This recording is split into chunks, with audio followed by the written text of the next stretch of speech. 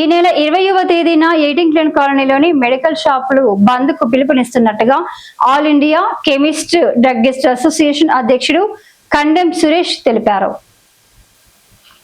ఈ మేరకు సోమవారం ఎయిటింగ్ లేన్ కాలనీలోని ప్రెస్ భవన్ లో ఏర్పాటు చేసిన విలేకరుల సమావేశంలో కండెం సురేష్ మాట్లాడుతూ ఆన్లైన్ ద్వారా మందుల విక్రయాలు నిలిపివేయాలని, కార్పొరేట్ సంస్థలు అమలు చేస్తున్న అధిక డిస్కౌంట్లను నియంత్రించాలని, నకిలీ మందుల విక్రయాలను అరికట్టాలని రాష్ట్ర ప్రభుత్వాన్ని డిమాండ్ చేశారు. ఇందులో భాగంగా ఈ నెల 20వ తేదీన ఎయిటింగ్ లేన్ కాలనీలోని అన్ని మెడికల్ షాపులు బంద్ నిర్వహించనున్నట్లు తెలిపారు. కావున ఎయిటింగ్ లేన్ కాలనీ ప్రజలు ఇబ్బందులకు గురికాకుండా తమకు అత్యవసరమైన మందులను ముందుగానే కొనుగోలు చేసి నిల్వ ఉంచుకోవాలని సూచించారు. లేని పక్షంలో ప్రజలు ఇబ్బందులు ఎదుర్కొనే అవకాశం ఉందని తెలిపారు. AIOCD all India organisation of chemist and druggist association ఆధ్వర్యంలో వాళ్ళ పిలుపు మేరకు మే 20వ తారీఖు నాడు ఆల్ ఇండియా మెడికల్ షాపులు బంద్ గురించి బంద్ ఏర్పాటు చేయడం జరిగింది. ఆల్ ఇండియా మెడికల్ షాపులు ఆన్లైన్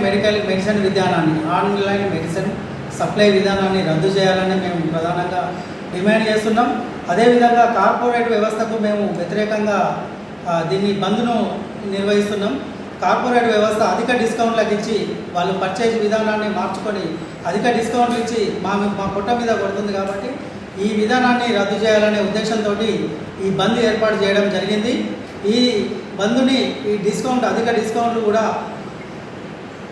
గవర్నమెంట్ ఇచ్చే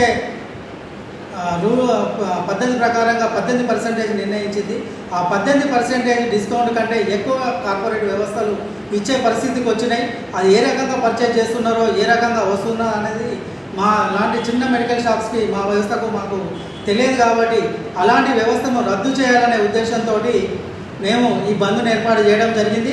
ప్లస్ ఇంకొకటి ఏంటంటే ఎయిటింగ్ లేన్ కాలనీ పరిసర ప్రాంత ప్రజలకి ముఖ్య విజ్ఞప్తి ఏంటంటే, మీకు అత్యవసరం ఉన్న మందులు బీపీ కానీ, షుగర్ కానీ, గుండెకు సంబంధించిన మందులను ముందుగానే మీరు పర్చేజ్ చేసుకొని మీ దగ్గర పెట్టుకోవాలని, ప్రజలు ఇబ్బందులకు గురి కావద్దని ముందుగా పత్రికా ముఖంగా మేము.